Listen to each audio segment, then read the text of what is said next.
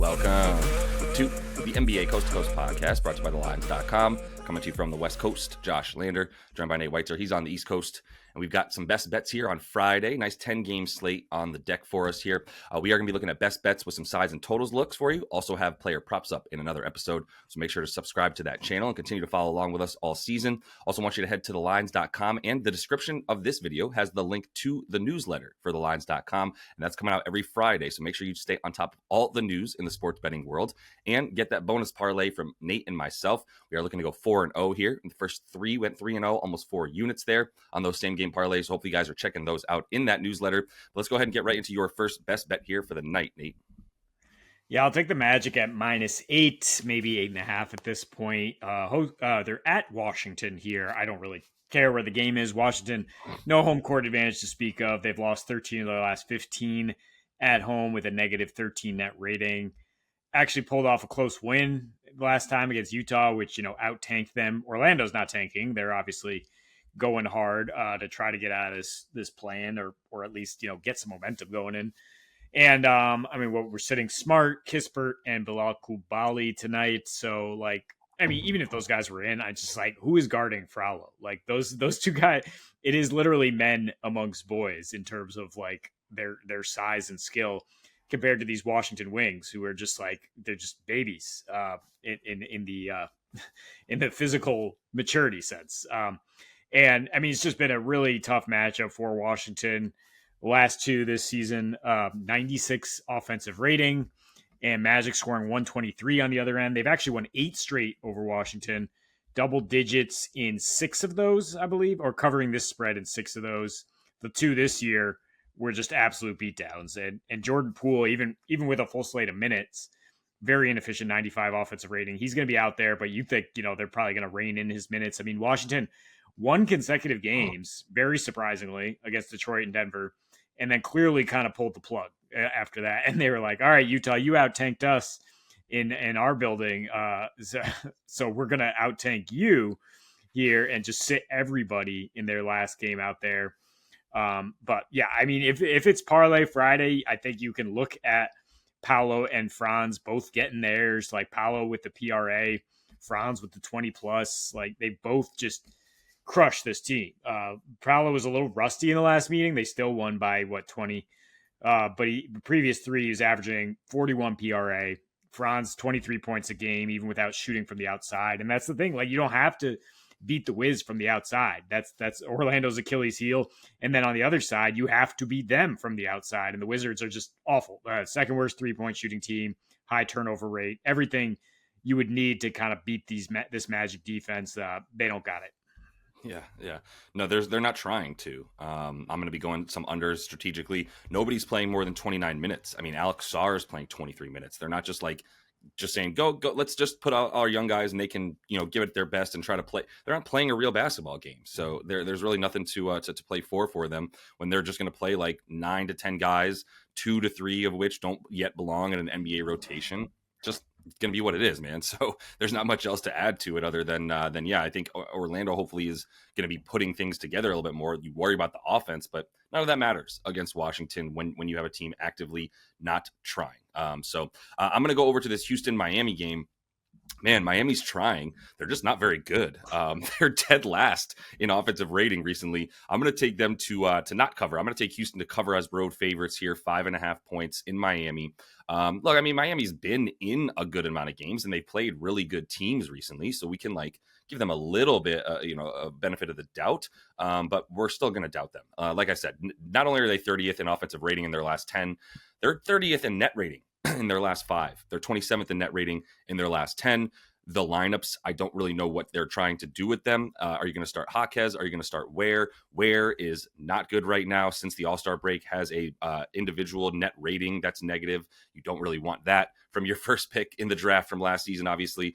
They're obviously down in pace still, but none of that has really contributed to them being better on defense. 24th in defensive rating over their last 5 and 17th over their last 10, Nate. And it's well, where's the identity for this team now? They got Andrew Wiggins and Davion Mitchell to be those helpful defenders. Well, Wiggins can't stay on the floor, and Davion Mitchell has proven that his offense is just really going to be almost as big of a negative as his defense is a positive.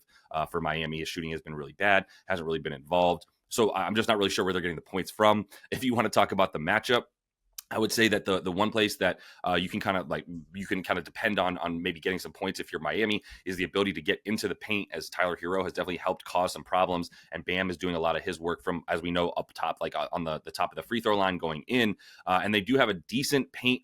They're getting into the paint with good frequency, like they're seventh best right now.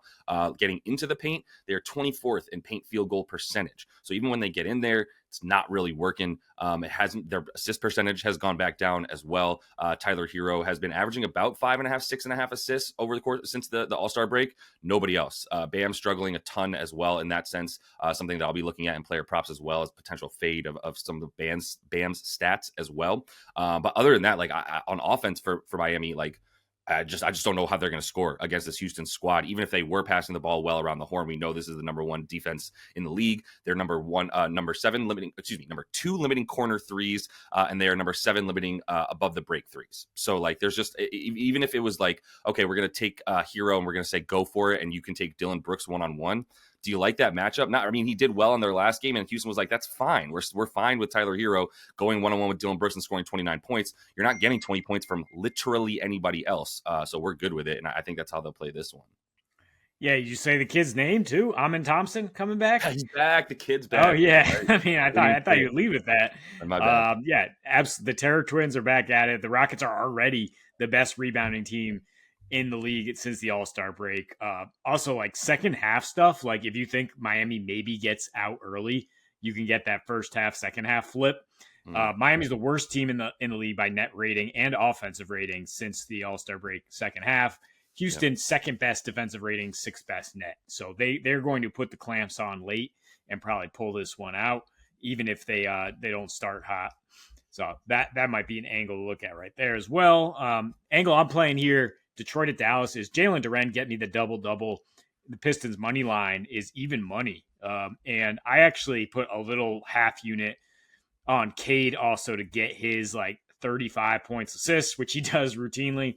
And then we're at 2-1 money along with this. I just think that these two guys are going to have a field day in the pick and roll against this Mavs team, which is just the worst guarding the rim in the league right now. I mean, they do have Kai Jones. They have an actual center back. They do have PJ Washington back.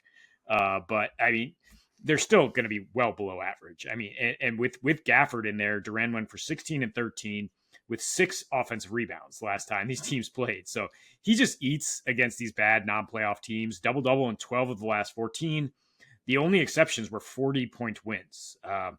And, you know, I think Dallas is going to be competitive enough at least to not lose that badly with PJ Washington back out there. So that's why I'm like, great. We got somebody out there.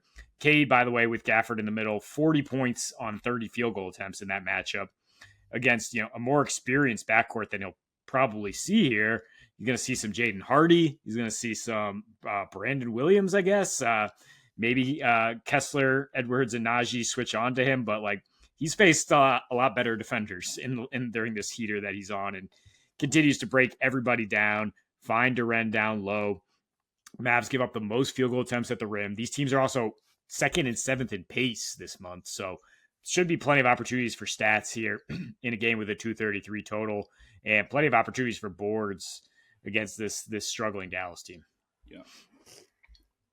Brandon Williams ain't guarding Cade, though. Yeah, it's going to be Najee for sure. I don't care, though. I love Najee in a lot of ways, including his name. It does not going to matter against Cade. Maybe we see some PJ on him, but I'm focused on this game too, Nate. Like last night when I was doing as much research as I could, there was like one game that stood out as having a legit injury report more than any other game, and it was this one. It's Detroit and Dallas, because Dallas, we know what's coming from Dallas, man. The reason they're going to stick around in this game longer than you might think from the team with the worst defense in the league, and maybe the worst team, or bottom 3 at least, bottom 4 with everybody they have out.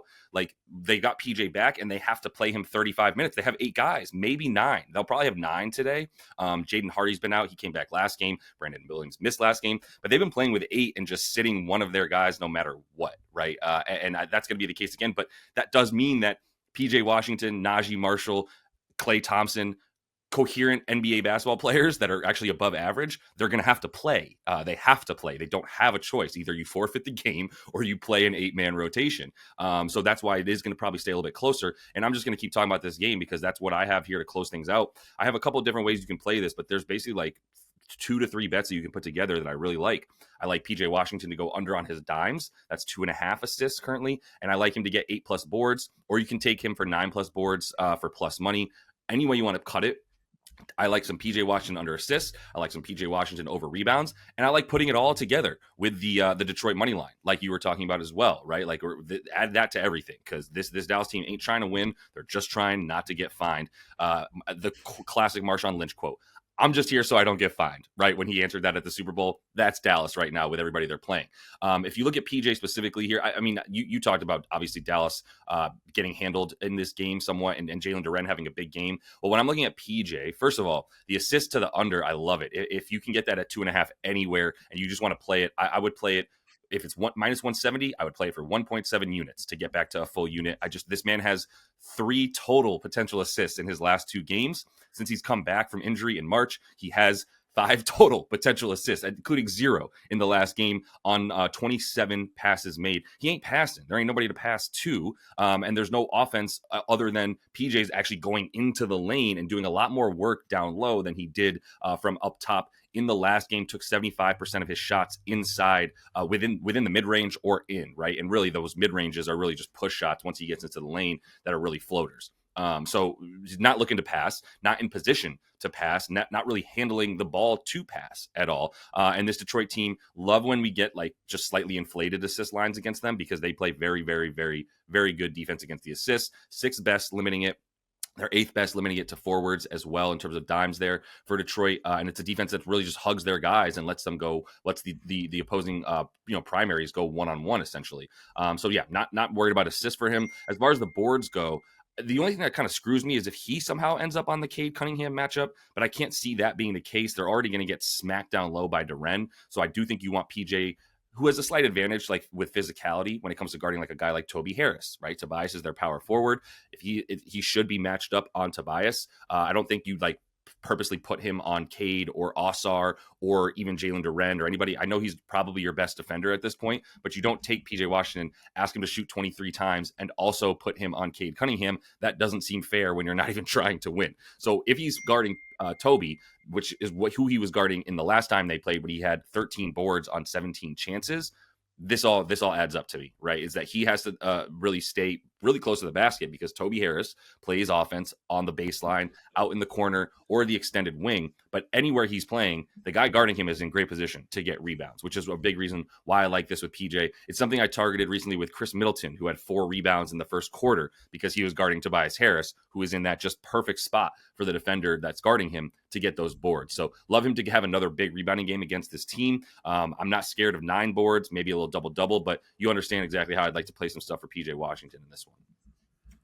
Yeah, I mean, it makes sense that there's not a lot of assists going around with the lack of chemistry these guys have to have. Like, it's just like it's a completely new team scrapped together on the fly for Dallas. Yeah, we mentioned some of the guys that you might be playing within the backcourt, and it's just like a situation where he's like, I got to take over, I guess. I'm not. I thought it would be the 3rd, 4th option here, but yeah, he's got to go all the way to the basket. There's not a lot of flowing, and Detroit limits the stuff you'd want to get in terms of assisting. So yeah, I agree with playing that down.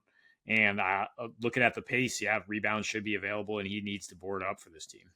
Yeah, for sure. I mean, look, Brandon Williams is going to be good, by the way. I know we were mentioning him as like a no-name guy, but he's going to be a good guard in this league. Well, I think he should be in this game too, but that should help PJ get some points potentially, but they're getting kind of high for me at like 20, 21 and a half. You're starting to lose me with PJ Washington there. So that's all the time we have for you in this one, though. Definitely make sure to subscribe to that channel. Check out the play of props that we have up in a separate episode for you.